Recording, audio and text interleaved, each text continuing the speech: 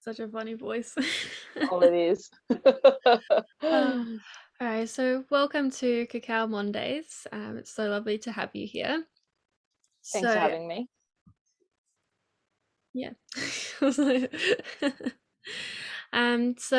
Today I want to really dive into self-love. So I've got our cacao, and we're here on.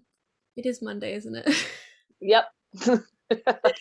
Uh, so yeah, I just want to, I guess, chat to you about your self-love journey, where it started, maybe some really key points that helped you to get from that kind of A to B. I feel like it's that journey that just keeps going. Like there's always deeper to go and more layers to go through. But pretty much anything that you want to share and about your journey and what you do around self-love. Yeah, of course. Thanks for having me. I realized when you say for everyone else, and I was just like, oh, thanks. I'm so glad to be here. I love cacao, and I love just talking about self love and body positivity and all the things to do with yeah, really owning ourselves and all sides of ourselves. So thanks for having me in this little chat. But yeah, I guess for me, for my journey, my gosh, it's a big one, but I'll condense it. Essentially, I always grew up feeling like I wasn't smart enough, I wasn't pretty enough, I was going nowhere in life, and I always picked on my body. I always felt like I was fat, and at that time I was not at all. Like, I was very, very tiny, but because of the way that I was thinking towards my body, I just tore it apart. I ended up binging on a lot of food. There was some toxic relationships in there, and then I ended up stacking on a whole bunch of weight. I isolated myself from my friends. I didn't want to speak to anyone because I didn't want anyone to see how big I'd gotten. I was riddled with anxiety and depression. I barely got out of bed. I just sat there and ate food every single day, watched TV, and was miserable. It got to a point where I had put on so much weight that I hadn't gone out. And so when it was my birthday, I really wanted to do something. And I'd spent like a whole year basically isolating myself. And so when I went to the shops, I couldn't buy any of the usual clothes that I wanted to. And I ended up trying to find something. So I went to stores that were like middle-aged women type thing, and I couldn't find anything. Then I finally found an outfit, but I was crying in the change rooms because all I could see was how big I'd gotten, and how I'd let myself go, and I was so disappointed and ashamed of myself. So I wiped away the tears, bought the outfit, and then decided to do something about it. So I reached out to a personal trainer. I did personal training. For the first time in my life, I finally felt like I was good at something because the burpees were killing me and I made it through. So I was like, oh my gosh, I can actually do something. So then I decided to become a personal trainer myself. And then I embarked on a weight loss journey. I did a bodybuilding competition, stood on stage, the tiniest I'd ever been, total loss of 45 kilos. And I thought that being a size 6 was going to make me feel confident, happy, love myself, all of those things. But in fact, I felt worse. I was wearing baggier clothes. I was hiding my body from everybody. I was withdrawing from people. I was obsessing over food. And everything that I was experiencing before was just really highlighted and had come through in full force. So from there, I ended up not caring about anything to do with my body anymore because I thought that it was going to give me everything that I wanted, but it didn't. And then I got to a point where I just didn't care anymore, stacked on 55 kilos within a 3-month period because I was smashing food so much. And I went again from the smallest size I'd ever been to the biggest size I'd ever been.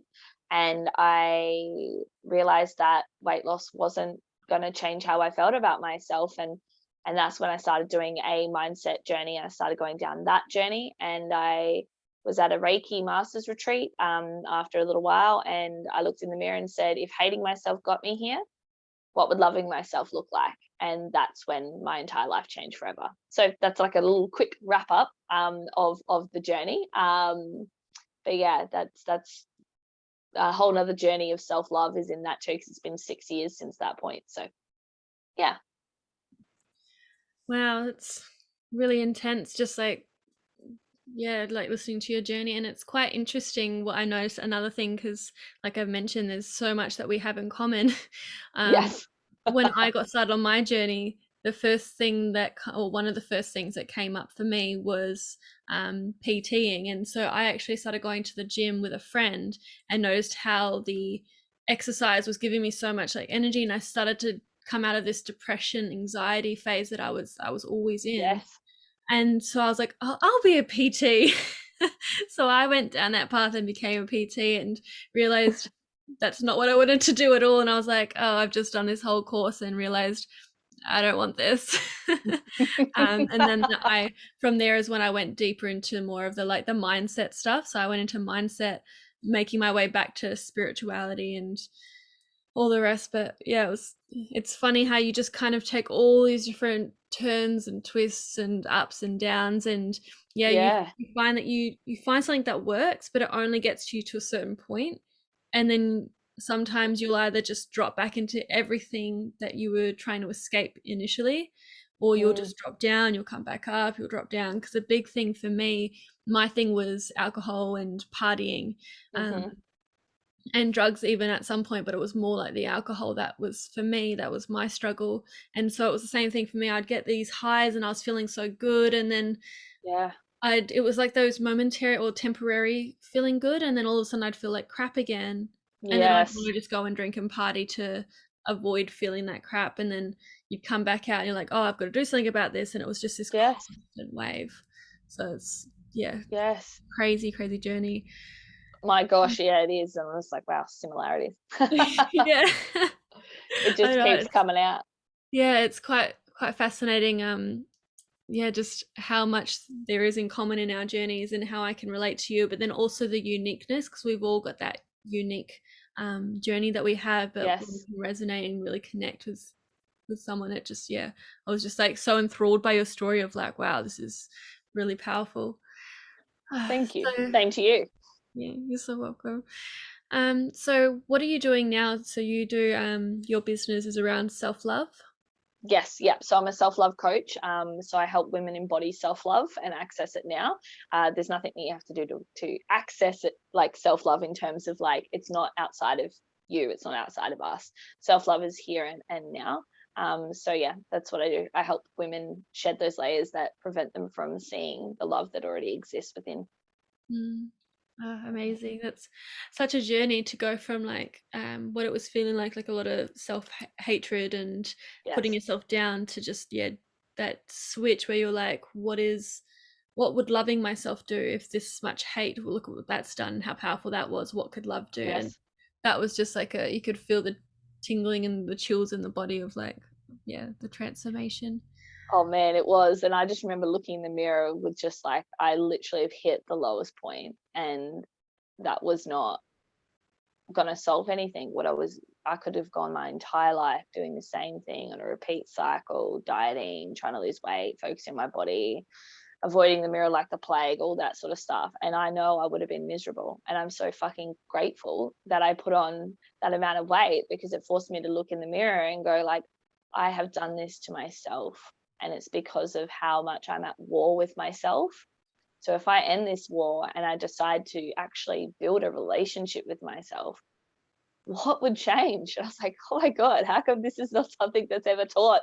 Or like even just like holding space of conversations, because man, I was my own worst enemy every single day, every moment. And now I'm my best friend and my biggest cheerleader. So it's been a great journey to be on. Yeah, I've had a very similar thing that happened for me, because I was as well. I think a lot of us are our worst critics, and the biggest like judgment and hatred and pain and stuff is coming from ourselves, and not from not feeling good enough, maybe something that we've heard, but then we're the ones that are replaying it. And for me, it was the same. I was just beating myself up every day. And then now it's like, even when that does come up momentarily, it's like there's a bigger part within me that's just in like that cheerleader, like you said. It's just cheering me on and like, no, you've got this, you can keep going, and reminding me of my strength and all of that. But it was so crazy to start noticing when that shift happened of, oh, you're not actually saying all these horrible things to yourself anymore, you're actually the one getting yourself back up.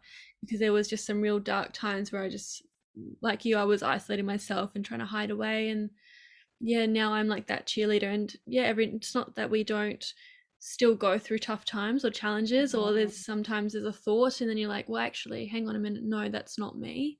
And then you Mhm. remind yourself of just how amazing you are. And even with my journey, like the community and the business that I've been creating now, it's all about reminding people of how amazing we all are. And just to do these meditations where I can feel that power coming through of like, we're awesome and we're amazing, and reminding everyone else is reminding me. And it's just quite the journey. Oh my gosh, yes. You said it, like I was feeling all the excitement of it. I'm like, oh my God, I love doing this because it's just so life-changing, not only for myself and obviously for you as well, but all the people that we work with.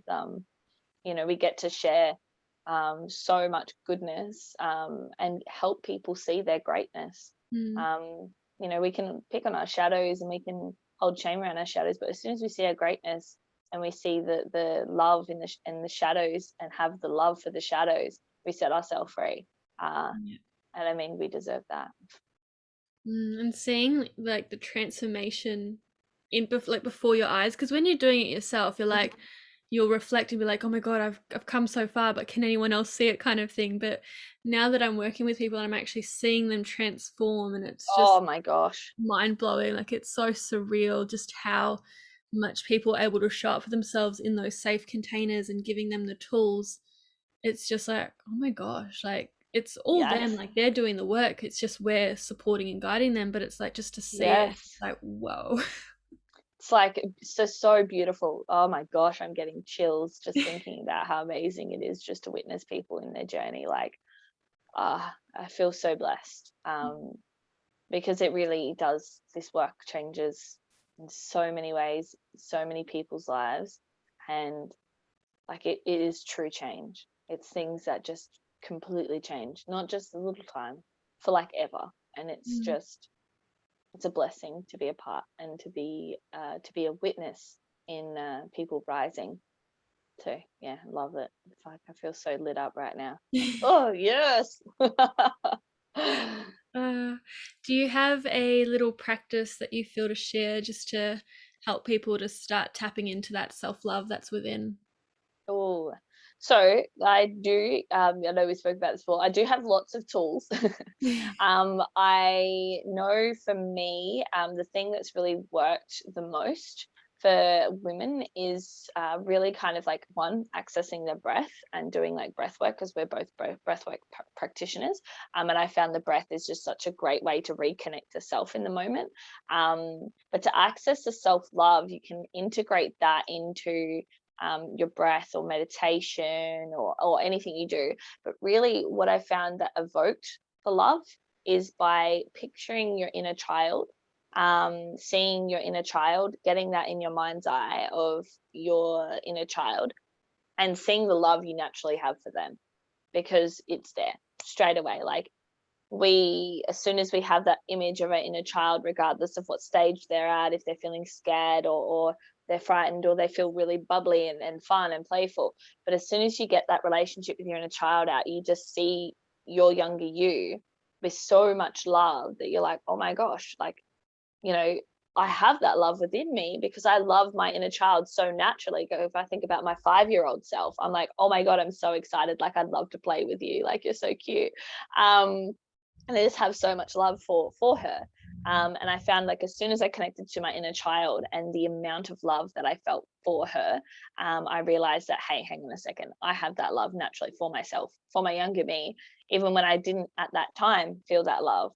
But now I can see it, so I can learn how to do it. So it kind of just proved in my mind and gave me evidence that love existed within me for myself.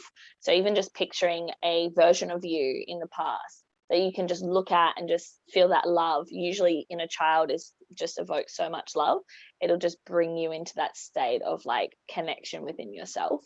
And you can also do that with mirror work. So another little short thing that you can do is like just looking into your eyes, like see the soul in your eyes. And I know for me it was very, very hard to look into the mirror, but Mm. when I looked into my eyes and I just didn't look at anything else, I just zoomed straight into my eyes and I just started to see, hang on a second, I'm a soul. So I started to see myself deeper than the physical. So for me, I was so conditioned that I would receive love if I looked a certain way, or if I was a certain way, or whatever it was to do with my externals, that I had to look internally again. So flipping it on the script and finding my inner child and looking at myself as if I was a soul. So looking through my eyes and seeing my soul helped me access that love. So anyone who's listening, if you have even just 1 minute of looking into your eyes, and just practice every single day, and practice seeing the soul within you beneath the layers of the physical, then you'll start to really see that there's more going on. You already know it. It's just actually having and forming that connection with yourself in the mirror is so powerful. So yeah, there's a couple of little quick tips on what you guys can do.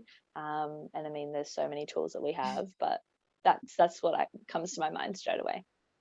Yeah, I remember the first time that I tried mirror work. I read Louise Hay's "You Can Heal Your Life" book, and she Mm, had the mirror work where to look into your eyes and tell yourself that I love you. And I couldn't do it. I was looking in the mirror and I just felt this, like, I was petrified, like I was in so yes. much fear. But I noticed the more that I sat with it, and the first time I think it was only like maybe less than a minute, and that was Hmm. all I could handle. But then, like, I would just kept doing the practices, and not necessarily only that one, I was doing some other work as well. And even going to a tantra workshop where we were doing eye gazing with another woman, and everything like those, all those little steps and things that you do for yourself helps you to get closer, and it gets easier. So now I can actually do it, and I can do it, like I was saying, I'm guiding meditations and helping people to come back to that love as well. And it feels so, like, yeah, just so natural now, whereas before it was just so Yeah. scary. But yeah, it's Yes. very powerful just to be able to sit with yourself in the mirror, even if it's only 5 seconds or maybe a few breaths, Yes. a minute, and just slowly build up. And then eventually Yes. you could actually start to speak to yourself and say, I love you, and do Yes. positive affirmations. But it does take time, so there's no Hmm. rush. You just take it at your own pace. Mm. Yeah. Freak, I love that so much, because you hit the nail on the head there, because often we're like, oh, we can't do it straight away, so therefore we don't have it. And it's like, hang on, we're so conditioned to talk to ourselves and avoid ourselves and hide from ourselves, that it's only natural that it's going to feel overwhelming and maybe potentially fearful to see yourself in the mirror. So um, exposing yourself by just even looking for 5 seconds every day is going to continue to build that momentum that you're seeking, and one step at a time. You don't have to look at like building a huge bridge and be like, oh my god, I love myself, I jumped over, amazing. No, you can come back to the start and go, okay, I'm putting in one brick, and then tomorrow, I'm putting in the second brick, and then the third brick, and eventually you're going to build that bridge, and you're going to be walking across that bridge. Yeah. um, it's not about a quick fix. It's not about trying to rush and be like, oh, I love myself now, I'm free. No, it's literally about seeing all aspects of ourselves, the light and the dark, and owning all of it. And that takes time. So one step at a time, one brick at a time. There is no rush. You have your entire life. You're with yourself from the moment you're born until the moment you die. You may as well make every single day count by just putting one brick in for just like whatever it is your aim is, whether it's self-love or something else. Mm. Yeah, and you can even you can build from there. So you can start with, like we said, just going with the one breath, and then if you're getting into your cacao practice, as this is called Cacao Mondays, we are really focusing Woo! around cacao. So you can have your cacao and make it a little self-love ritual in the morning, and just sit in the front of a mirror. It doesn't have to be a big mirror. It could be a little hand mirror if you just want to do like a few moments and then put it down, have your cacao, and Yes.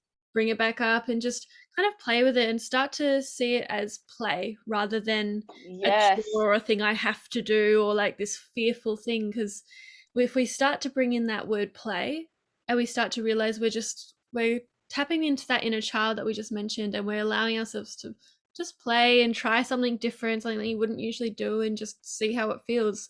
You might hate it, and then over time, as it gets easier, you might be waking up, jumping out of bed to connect with yourself. So just, yeah, take it Yes. at your own pace, and yeah, have fun. I love it. And it's also like an element of curiosity as well. It's like getting curious, like, that question that I asked myself when I was at a really low point, was like, if hating myself got me here, what would loving myself look like? So what would connecting with myself in the mirror for 5 seconds today be like? Might be hard, but again, what would it be like the next day and the next day? And or what would it be like to try cacao and sit in that space, and get curious around that experience rather than like, trying to make it mean something. I think we go so gun-ho on things that we're like trying to make something fit, and we change our whole routine in order for it. And it's like our nervous system gets overwhelmed, and then we just resort back to what we've always known, which is comfortable. So like little things like this, I just wanted to add this. I was trying to grab something. So this is like a little pocket mirror that my friend, my really good friend, gave me. And he does his mirror work every night before he goes to bed, like, and he wakes up and he does it, and it's just like a little like travel one. And like, I did a retreat recently and we got stickers, and you can get them from I don't know if you guys have got Officeworks in New Zealand, but we have Officeworks and Kmart and stuff. And we just got stickers, and you just put like little things on there that like really resonate and connect to you. So it's just like little words of affirmation that you can just remind yourself in those moments. If it's hard to do for yourself, you can do it for like with stickers, or like create something so that when you look at your mirror, it's something that feels good to you. So that's just another little tip that you can do with a little pocket mirror or something rather than a big mirror. It's just so nice to have something that means so much. And all the girls loved it at the retreat, and they've got like their own little mirror and stuff like that. So it changes people's lives. It really does. And it will change your life too, even if you just give it like 2 weeks, you'll notice a difference. Yeah, I remember because like I was saying, I really struggled just to sit in front of the mirror. And then it got to a point where I was like, I'll just say something that sounds silly, but I'll Yes. say it as if I'm being silly. So then it got easier. So I'd be like, oh, hey, you sexy thing. And it was just Yes. like, it's something that I didn't really believe myself, but I thought if I just threw it out there, I could laugh at myself. And so I started laughing with myself. So I wasn't really at it. Yeah. It was like laughing and having fun and playing. And so then it got easier to be in the mirror and actually be with myself. And I could just, it was that my version of playing. And then eventually now when I say those things, it's like, actually, that is true. And like, Yeah. own that.